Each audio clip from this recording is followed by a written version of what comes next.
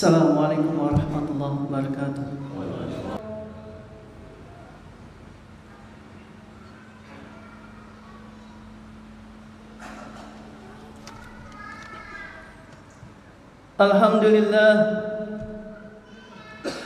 Alhamdulillahi mujaddidil awwami aman ba'da amin alladhi fi iftataha bi afdalil ashhuri syahril muharrami hadzal 'ami. Ashhadu an la ilaha illallah wahdahu la syarika lahul malikul anlam wa ashhadu anna Muhammadan abduhu wa rasuluhu sayyidul anam. Allahumma salli wa sallim ala Muhammadin wa ala alihi wa ashabihi salatan wa salaman da'imaini wa mutalazimaini ala mamadid dukhuli wal ayyam. Amma ba'du, fa ya ayyuhan nasu ittaqullaha haqqa tuqatih wa la tamutunna illa wa antum muslimun.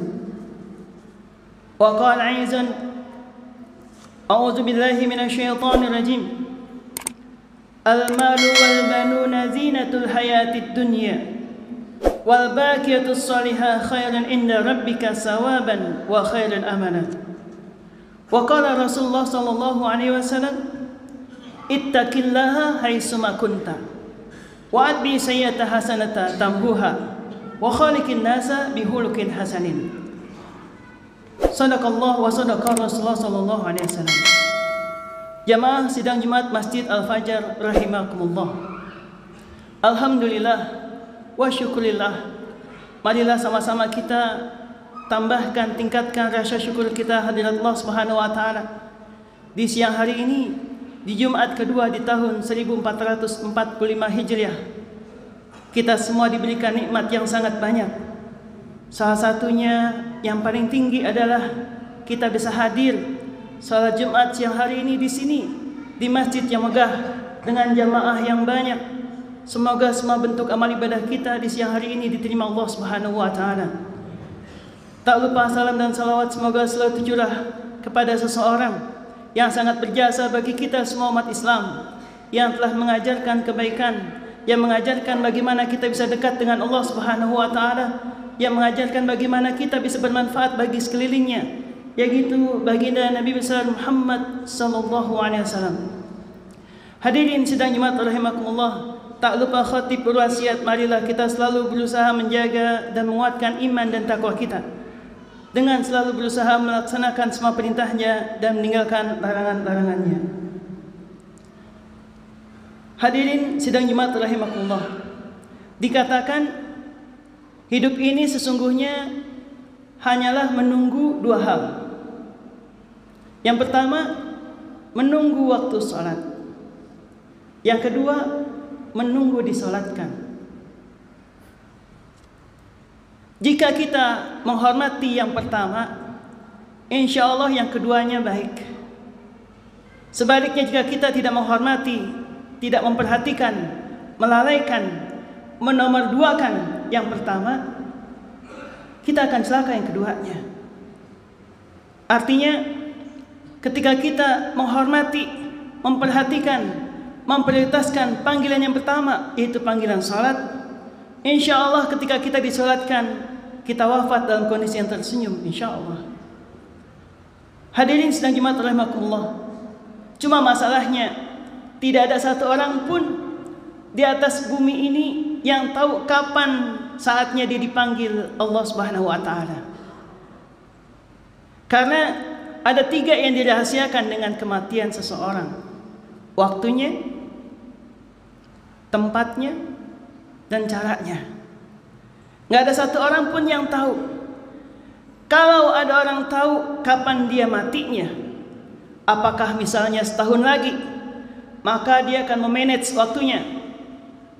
11 bulan dia mungkin tidak sholat, 11 bulan mungkin dia nggak berinfak, 11 bulan mungkin dia nggak datang ke majelis ilmu. Sebulan menjelang kematiannya, dia akan sholat serajin-rajinnya, berinfak setiap hari, hadir majelis ilmu, dan kebaikan semuanya 1 bulan. Kalau dia tahu sebulan lagi dia akan meninggal dunia. Kemudian tempatnya, nggak ada satu orang pun di antara kita di mana kita akan menemui Allah Subhanahu wa taala. Apakah di masjid? Apakah di rumah? Apakah di kampung kita atau di kampung orang? Apakah di perjalanan? Apakah di pesawat? Apakah ketika kita sedang safar, sedang umrah atau sedang haji?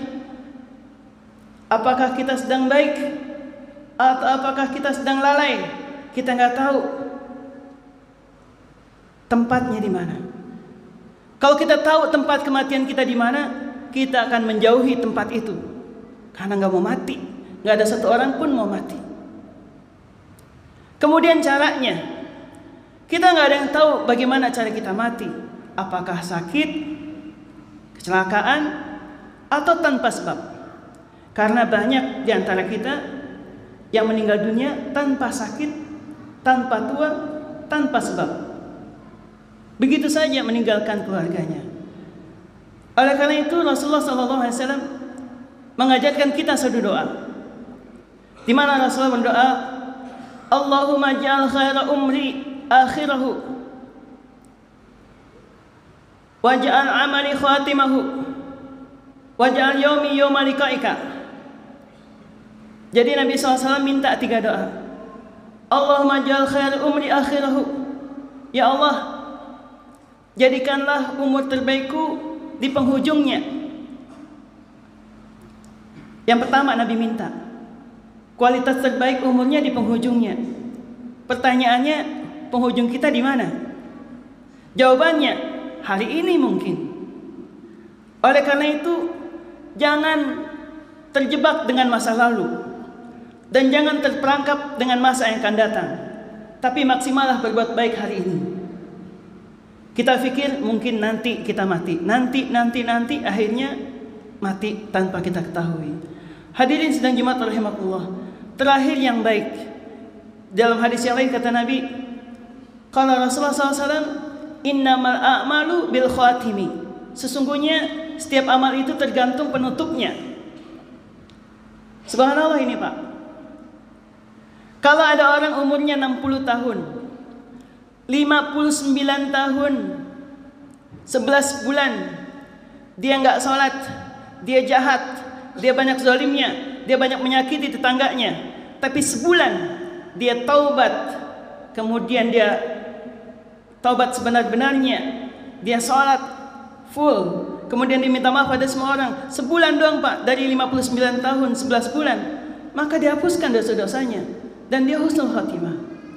Tapi sebaliknya, jika ada orang umurnya 60 tahun tapi kemudian 59 tahun 11 bulan dia rajin sholatnya, dia rajin ngajinya, haji, umroh dan lain sebagainya, tapi sebulan menjelang kematiannya dia bermaksiat, dia durhaka pada Allah Subhanahu wa taala, dia menyakiti umat muslim, maka suul khotimah dia. Subhanallah Pak, seseorang itu dilihat di akhirnya Pak. Oleh karena itu hadirin rahimakumullah, kita diajarkan untuk mencari yang terbaik dalam setiap amal kita. Suatu hari Rasulullah SAW berada di rumahnya salah seorang istrinya, Ummul Mukminin Juwairiyah binti Al-Haris radhiyallahu anha. Ketika itu menjelang salat subuh, Rasulullah SAW keluar dari rumahnya.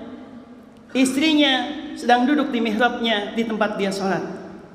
Kemudian Rasulullah pergi ke masjid salat subuh, syuruk dan duha, kemudian balik ke rumahnya. Ketika Rasulullah kembali ke rumahnya, dia masih melihat istrinya di tempat duduk yang sama, di mihrabnya. Kemudian Rasulullah bertanya, wahai Umi, apakah kamu dari tadi masih di tempat ini? Ya. Kemudian kata Rasulullah SAW, sesungguhnya kata Rasulullah, aku membaca 4 zikir yang jika dibaca sebanyak 3 kali maka akan lebih berat kalau ditimbang dengan bacaan kamu dari subuh sampai duha tadi. Jadi kata Rasulullah, aku membaca 4 zikir yang kalau dibaca ditimbang oleh Allah Subhanahu wa taala itu lebih berat daripada orang yang melakukan zikir dari subuh sampai duha, kira-kira 3-4 jam. Apa bacaannya kata Rasulullah SAW? Subhanallahi wa bihamdihi adada khalqihi wa ridha nafsihi wa zinata arsihi wa midada kalimatih. Satu contoh hadis ini, betapa seseorang yang beramal dengan ilmu, itu nilainya lebih berat daripada orang yang beramal tanpa ilmu atau ikut-ikutan saja. Maka dengan umur kita yang tidak tahu kapan ujungnya, dengan sisa umur kita yang tidak tahu kapan habisnya, maka pilihlah amal-amal yang terbaik, zikir yang terbaik, yang nilainya besar. Gimana cara taunya? Datang ngaji, tanya sama ustadznya, tanya sama orang yang mengerti tentang itu. Apa zikir yang contohkan Rasulullah SAW? Kita contoh. Salat yang terbaik di rumah, di masjid, terbaik di masjid. Majelis, cari majelis yang terbaik, majelis yang menambah pahala, majelis ilmu. Jangan majelis yang sia-sia, yang di dalamnya bicara ngalor ngidur, nggak ada ujungnya. Umur kita habis. Infak, cari yang terbaik. Siapa infak terbaik yang mesti kita tujukan? Oleh karena itu Bapak rahimakumullah, jamaah sidang Jumat rahimakumullah, di antara kebaikan-kebaikan itu mungkin menjadi terakhir kita. Mungkin Jumat ini Jumat terakhir kita. Mungkin Muharram ini terakhir kita. Oleh karena itu berbahagialah di antara kita yang hari ini dimudahkan Allah untuk puasa Asyura 10 Muharram. Karena kata Rasulullah akan dihapuskan dosanya setahun yang kemarin. Berbahagia Pak. Karena belum tentu ketemu dengan 10 Muharram yang akan datang. Nggak ada yang tahu.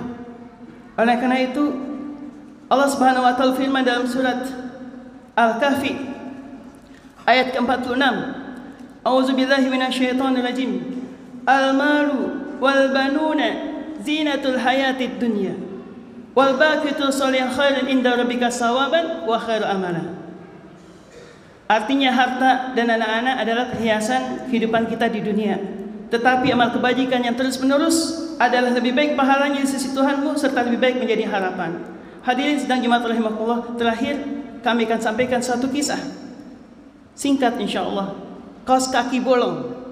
Apa maksudnya? Suatu hari ada keluarga kaya, ayahnya kaya, memiliki perusahaan di mana-mana. Singkat cerita, ayahnya sedang nazak, sedang sakaratul maut, dikelilingi para anaknya. Kemudian ayahnya berwasiat, "Wahai anakku, kalau aku nanti meninggal dunia, tolong pakaikan kaos kaki ayah yang bolong ini ke jasad ayah." Setelah bicara itu, ayahnya meninggal dunia. Kemudian tak lama ayahnya akan dimandikan. Datang ustadz yang akan memandikannya. Ketika dimandikan, dipotong bajunya, dipotong celananya, dimandikan semua, dibersihkan sebersih-bersihnya. Ketika mau dikafani, dipasang kafannya. Setelah lengkap, hampir mau selesai, anaknya bilang ke ustadznya, "Ustadz, kami ada wasiat dari orang tua kami, tolong dipasangkan kaos kaki bolong milik ayah kami ini." Itu wasiatnya, tolong dipasangkan Ustaz. Apa kata ustadznya? Tidak boleh. Orang yang meninggal dunia nggak boleh pakai apapun kecuali kain kafan, apalagi kaos kaki bolong. Akhirnya yang harusnya selesai itu proses pengafanannya tidak selesai. Ribut antara keluarga si ayah tadi dengan ustadznya. Ternyata kemudian si ayahnya mengirimkan satu surat wasiat lagi kepada ustadznya. Tolong dibacakan. Ketika dibacakan, dibuka suratnya. Isi surat si ayah mengatakan, "Wahai anak-anakku, lihatlah, ayah memiliki apa saja. Perusahaan, rumah, kendaraan, tanah, dan lain sebagainya. Tapi lihatlah, ketika ayah mati, bahkan kaos kaki bolong pun tidak boleh ayah pakai." Mudah-mudahan kisah ini mendapatkan hikmah di hati kita semuanya, sehingga kita semua berusaha menjadikan hari-hari kita adalah hari yang terbaik. Jika di hari itu kita meninggal dunia, mudah-mudahan husnul khatimah. Amin amin ya rabbal alamin. Barakallahu li wa lakum fil Qur'anil azim wa nafa'ani wa iyyakum bima fihi minal ayati wa zikril hakim. Aqulu qawli hadza li wa lakum wa li sa'iril muslimina wal muslimat wal mu'minina wal mu'minat min kulli dhanbin azim fastaghfiru innahu was-sami'ul 'alim wa innahu wal ghafurur rahim. Allahumma shalli ala sayyidina Muhammadin wa ala ali sayyidina Muhammad.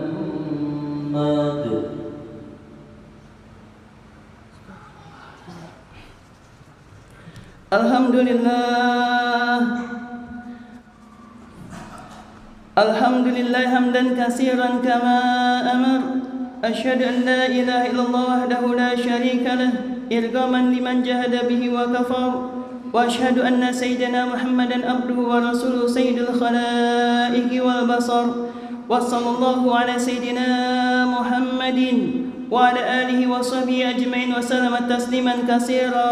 أما بعد، فيا أيها المسلمون اتقوا الله حق تقاته واعلموا أن الله أمركم بصلاة نبيكم قديما، فقد قال الله تعالى: أعوذ بالله من الشيطان الرجيم: إن الله وملائكته يصلون على النبي يا أيها الذين آمنوا صلوا عليه وسلموا تسليما. ورضي الله من خلف الراشدين أبي بكر وعمر وعثمان وعلي وعن أصحابه أجمعين والتابعين والتابع التابعين وإلينا معهم برحمتك يا أرحم الراحمين. اللهم اغفر للمؤمنين والمؤمنات والمسلمين والمسلمات الأحياء منهم والأموات يا قاضي الحاجات إنك قريب مجيب دعوات. اللهم انصرنا فإنك خير الناصرين، وافتح لنا فإنك خير الفاتحين، واغفر لنا فإنك خير الغافرين، وارحمنا فإنك خير الراحمين، وارزقنا فإنك خير الرازقين، واهدنا ونجنا من القوم الظالمين والكافرين. اللهم أعنا على ذكرك وشكرك وحسن عبادتك. ربنا تقبل منا إنك أنت السميع العليم وتب علينا إنك أنت التواب الرحيم. ربنا آتنا من لدنك رحمة وهيئ لنا من أمرنا رشدا. ربنا آتنا في الدنيا حسنة وفي الآخرة حسنة وقنا عذاب النار والحمد لله رب العالمين. عباد الله، إن الله يأمر بالعدل والإحسان وإيتاء ذي القربى وينهى عن الفحشاء والمنكر والبغي يعظكم لعلكم تذكرون. فاذكروا الله يذكركم واشكروا على نعمته التي وزادكم الله أكبر. أقيموا الصلاة.